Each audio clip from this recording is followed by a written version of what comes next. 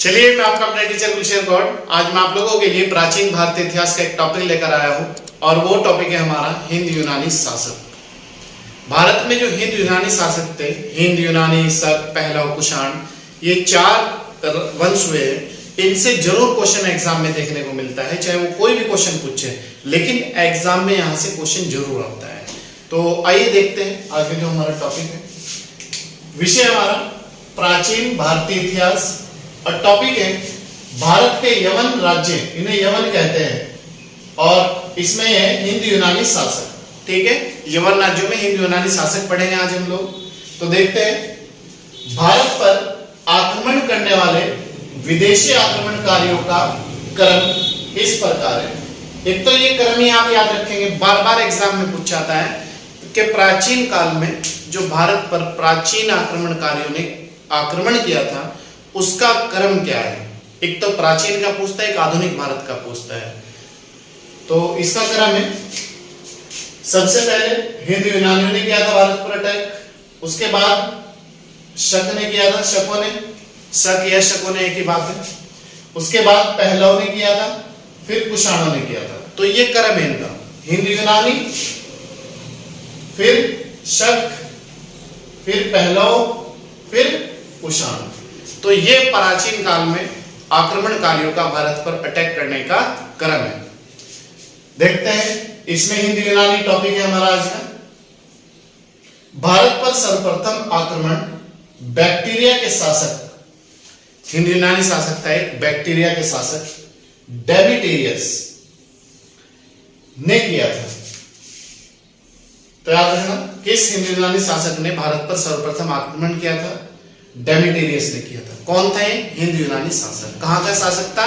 Bacteria के शासक। यह 190 ईसा पूर्व में भारत पर आक्रमण करने के बाद इसने अफगानिस्तान, पंजाब, सिंध क्षेत्र में एक काफी बड़े भाग पर अधिकार कर लिया था। मतलब जब इसने भारत पर अटैक किया 190 ईसा पूर्व में, तो इसने अफगानिस्तान वाला जो एरिया है वो सब भारत में ही होता था, वो उस पर काफी क्षेत्र पर अधिकार कर लिया था। पंजाब वाले क्षेत्र पर अधिकार कर लिया था, और जो हमारा सिंध क्षेत्र है इस पे भी इसने काफी अधिकार कर लिया था। और इसकी जो राजधानी थी वो थी शाकल, शाकल को ही सियालकोट कहते हैं। ठीक है, शाकल या सियालकोट को बनाया था। इसी क्षेत्र को हिंद यूनानी या बैक्टीरिया यूनानी भी कहा जाता है। मतलब जो इसका ये था, भारत पर अफगानिस्तान, पंजाब, सिंध क्षेत्र वाला जो हिस्सा था, इसे ही हिंद यूनानी या बैक्टीरिया भी कहा जाता है। और डेमेट्रियस ने भारत पर सबसे पहले 190 ईसा पूर्व में अटैक किया था। किस क्षेत्र पर किया था? इसने जो क्षेत्र पर किया था वो ये है आपका अफगानिस्तान, पंजाब, सिंध, इस पर किया था इसने। ठीक है, कब? 190 ईसा पूर्व में। क्लियर है याद रखें। नेक्स्ट, हिंद यूनानी शासकों में सबसे अधिक प्रसिद्ध जो शासक था, क्वेश्चन आता है हिंद यूनानी शासकों में सबसे अधिक शक्तिशाली या प्रसिद्ध या योग्य शासक कौन था? वो था मिनांडर। या मिनांडर किस वंश का शासक था? ये भी क्वेश्चन आ सकता है एग्जाम में। तो वो था आपका हिंद यूनानी। इसका जो कार्यकाल है मिनांडर का वो है 165 ईसा पूर्व से 145 ईसा पूर्व था। इसकी भी राजधानी जो थी वो शाकल ही थी, जो इसके बाप बेटे की थी, दादा की थी, वही थी इसके भी। इसने बौद्ध भिक्षु नागसेन से बौद्ध धर्म की दीक्षा ली थी। मतलब ये बौद्ध धर्म में शामिल हो गया था, और इसे बौद्ध धर्म की जो दीक्षा दी थी या शिक्षा दी थी या बौद्ध धर्म में शामिल करने का जो श्रेय जाता है वो जाता है आपका बौद्ध भिक्षु नागसेन को। किसे जाता है? बौद्ध भिक्षु नागसेन। नेक्स्ट पॉइंट हमारा, मिनांडर के प्रश्न एवं नागसेन द्वारा दिए गए उसके उत्तर। मिनांडर ने एक प्रश्न किया था नागसेन से, जो बौद्ध भिक्षु थे, नागसेन से। तो उसका जो आंसर, क्वेश्चन आंसर का जो जवाब लिखा गया है वो एक पुस्तक है, मिलिंद पन्हो पुस्तक में संग्रहित है। ठीक है, तो क्वेश्चन याद रखना कि जो हिंद यूनानी शासक था मिनांडर, उसे बौद्ध धर्म में जो शामिल किया था वो किया था बौद्ध भिक्षु नागसेन ने। तो मिनांडर ने नागसेन से कुछ क्वेश्चन आंसर किए थे और नागसेन ने उसका कुछ आंसर दिया था, तो इस चीज की जो जानकारी मिलती है वो मिलती है मिलिंद पन्हा जो पुस्तक है उसमें इस चीज की जानकारी मिलती है, उन्हें कोड किया गया है उस पुस्तक में। ठीक, नेक्स्ट पॉइंट है हिंदू यूनानी भारत के प्रथम ऐसे शासक थे जिन्होंने अपने सिक्कों पर शुद्ध लेख लिखा था। मतलब शुद्ध भाषा में जो लेख मिलता है सिक्कों पर या शुद्ध भाषा के जो सिक्के मिलते हैं लिखे हुए वो हिंदू यूनानी शासकों के मिलते हैं, जो हम कह सकते हैं सत्य के साथ कि ये सिक्के जो है हिंदू यूनानी शासकों ने ही चलाए थे। तो इस बात की जो जानकारी मिलती है वो है आपका हिंदू यूनानी सिक्कों से जानकारी मिलती है। ये सिक्के हिंदू यूनानियों के हैं। याद रखना हिंदू यूनानी भारत के प्रथम ऐसे शासक थे जिन्होंने अपने सिक्कों पर शुद्ध लेख लिखा था, बिल्कुल शुद्ध भाषा में लेख लिखा था, जिसकी पहचान की जाती है हिंदू यूनानी शासकों के सिक्के थे और ये सिक्के हिंदू यूनानियों के थे। ठीक है, नेक्स्ट है भारत में सर्वप्रथम हिंदू यूनानी शासकों ने ही सोने के सिक्के जारी किए थे। याद रखना भारत में पहली बार सोने के जो सिक्के चलाए थे वो किन शासकों ने चलाए थे, तो आप याद रखना वो हिंदू यूनानी शासकों ने ही चलाए थे भारत में पहली बार सोने के सिक्के। नेक्स्ट है हिंदू यूनानी शासकों ने भारत के पश्चिमोत्तर सीमा प्रांत, पश्चिमोत्तर सीमा प्रांत का मतलब ये हो गया जैसे आपका गुजरात, मुंबई, ये सब इस पश्चिमोत्तर में आ जाते हैं। ठीक, में यूनान की प्राचीन कला शुरू की थी। इस कला का को हेलेनिस्टिक आर्ट कहा जाता है। हेलेनिस्टिक आर्ट जो कला थी, क्वेश्चन आ सकता है वो कहाँ की थी, वो थी यूनान की। किसने चलाई थी भारत में? यूनानियों ने चलाई थी। और इस कला की जो तुलना की जाती है यूनान की जो कला थी इसकी एक भारत में गांधार कला है। तो ये कहा जाता है कि जो भारत की गांधार कला है वो इसकी तुलना में और भी अच्छी थी, और भी ज्यादा बेहतर थी। तो आप याद रखना हेलेनिस्टिक आर्ट का जो जन्मदाता है वो हिंदू यूनानी शासक है। हिंदू यूनानियों ने ही पश्चिम उत्तर भारत में हेलेनिस्टिक आर्ट की कला चलाई थी और इस कला की जो तुलना है वो किस भारतीय कला से की जाती है, वो गांधार जो भारतीय कला है उससे इसकी तुलना की जाती है। नेक्स्ट है यूनानियों ने ही भारत में पर्दे की शुरुआत की थी। याद रखना पर्दे की शुरुआत भारत में किसने की थी? यूनानियों ने की थी। और इन्होंने भारतीय नाट्य कला में प्रमुख योगदान दिया था। पर्दा प्रथा यूनानियों की देन थी, इसीलिए इसे यौनिका भी कहा जाता है। क्वेश्चन आता है यौनिका क्या था? तो यौनिका जो थी पर्दा प्रथा थी, इसीलिए इसे यौनिका कहा जाता है। याद रखना यूनानियों ने ही भारत में पर्दे की शुरुआत की थी। पर्दे की जो शुरुआत की थी भारत में पहली बार वो यूनानी शासकों ने की थी और इन्होंने भारतीय में नाट्य कला में प्रमुख योगदान दिया था, भारत की जो नाट्य कला है उसमें।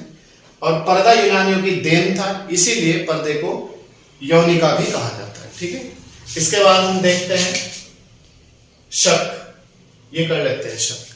इसके बाद थे हमारे शक। हिंदू यूनानियों के बाद जो भारत में आए थे वो थे शक। हिंदू यूनानियों के बाद भारत में शक लोग आए थे। इनकी कुल 5 शाखाएं थी। इनकी कुल 5 शाखाएं थी, जिसमें प्रथम जो शाखा थी इसने अपनी अफगानिस्तान में रहते थे और इनकी राजधानी काबुल होती थी, अफगानिस्तान। दूसरी शाखा थी इनकी पंजाब, राजधानी इनकी तक्षशिला होती थी क्योंकि तक्षशिला स्थान पंजाब में। तीसरी शाखा थी मथुरा यूपी में और चौथी शाखा थी पश्चिमी भारत में और 5वीं जो शाखा थी वो थी दक्कन में। ठीक है, दक्षिण भारत में। तो ये इनकी 5 शाखाएं थी भारत में। और ये लोग जो थे शक लोग भारत में मध्य एशिया से आए थे। क्वेश्चन बार बार आता है एग्जाम में कि शक लोग भारत में कहां से आए थे? मध्य एशिया से आए थे। और ये भारत में जो आए थे वो चारागाह की खोज में आए थे। पशुओं को चराने के लिए जो चारागाह होते हैं, घास के मैदान होते हैं, उनके लिए, उनकी खोज के लिए ये भारत में प्रवेश करा था। इन्होंने भारत में एंट्री करी थी 58 ईसा पूर्व में। 58 याद रखना 58 ईसा पूर्व में उज्जैन के शासक ने शकों को पराजित किया था। एक उज्जैन के लोकल शासक थे, कोई वहां के प्राचीन काल में कोई शासक थे और विक्रमादित्य की उपाधि धारण की थी। मतलब उज्जैन के जो शासक थे उसने इन्हें पराजित कर दिया था, शकों को, और पराजित करने के बाद उसने विक्रमादित्य की उपाधि धारण की थी। नेक्स्ट, शकों पर विजय के उपलक्ष्य में खुश होकर विक्रमादित्य ने 58 ईसा पूर्व में विक्रम संवत चलाया था। तो याद रखना, विक्रम संवत की जो शुरुआत हुई थी वो कब हुई थी? 58 ईसा पूर्व में। किसने चलाया था? विक्रमादित्य ने चलाया था विक्रम संवत। ठीक है, और विक्रम संवत चलाया। क्वेश्चन आता है बार बार एग्जाम में, विक्रम संवत कब चला? 58 ईसा पूर्व में। भारतीय इतिहास में विक्रमादित्य की उपाधि धारण करने वालों की कुल संख्या 14 तक पहुंची है। इनमें सबसे प्रसिद्ध गुप्त शासक चंद्रगुप्त विक्रमादित्य हुए। जो चंद्रगुप्त शासक था, गुप्त शासक चंद्रगुप्त, उसने भी विक्रमादित्य की उपाधि ली थी। ये सबसे प्रसिद्ध विक्रमादित्य हुए 14 के 14 में। और ये उपाधि जो फेमस हुई थी, ये यहां से फेमस हुई थी, जो शकों पर विजय के उपलक्ष्य में उज्जैन के शासक ने विक्रमादित्य की उपाधि दी। उसके बाद ये फेमस होती चली गई थी उपाधि। ठीक है, शकों का सबसे शक्तिशाली जो शासक था वो था रुद्रदामन प्रथम। शकों का सबसे शक्तिशाली शासक क्वेश्चन आता है एग्जाम में, कौन था? रुद्रदामन प्रथम। इसने गुजरात क्षेत्र में एक बड़े भाग पर, इसका शासन गुजरात क्षेत्र के एक बड़े भाग पर था, या इसने गुजरात क्षेत्र के एक बड़े भाग पर शासन किया था। रुद्रदामन प्रथम ने गुजरात में स्थित अर्धशुष्क झील, काठियावाड़ में पड़ती है अर्धशुष्क झील, में स्थित मरम्मत कराई थी। तो क्वेश्चन ये आता है, काठियावाड़ में स्थित झील की मरम्मत किसने कराई थी? रुद्रदामन प्रथम ने। और ये जो रुद्रदामन प्रथम था, ये संस्कृत का बड़ा ही प्रेमी था, बड़ा ही विद्वान था और प्रेमी था। इसने ही संस्कृत भाषा में स्थित गिरनार अभिलेख लिखा था। गिरनार अभिलेख किसका है? ये भी क्वेश्चन आता है। रुद्रदामन प्रथम का। किस भाषा में? संस्कृत भाषा में।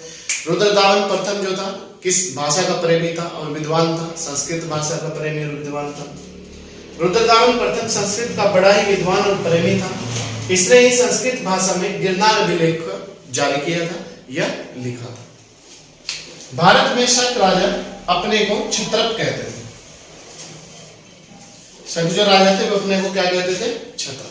ठीक है, तो ये था हमारा हिंदू यूनानी शासक और शक। ये दो टॉपिक आज हमने कंप्लीट करे हैं। बाकी इसके बाद कुषाण और पहलव देखेंगे। ठीक है, वो आपको नेक्स्ट टॉपिक में मिलेंगे। ये पार्ट 1 है, पार्ट 2 में आपको उपलब्ध हो जाएगा। चलिए, अगर आप हमारे यूट्यूब चैनल पर नए हैं तो सब्सक्राइब कर लीजिएगा प्रतिदिन 3 क्लास पाने के लिए। और शनिवार को करंट अफेयर और एक हफ्ते में 3 से 4 क्लास आपके टेस्ट होती है संडे में। और अगर पुराने हैं तो कंटिन्यूटी के साथ जुड़े रहिएगा। ज्यादा से ज्यादा लाइक, शेयर और सब्सक्राइब कराइएगा लोग, और ज्यादा से ज्यादा से शेयर कीजिएगा आप लोग। ठीक है, चलिए, मैं आपका अपना टीचर कुशल गौर, मिलता है आपसे नेक्स्ट।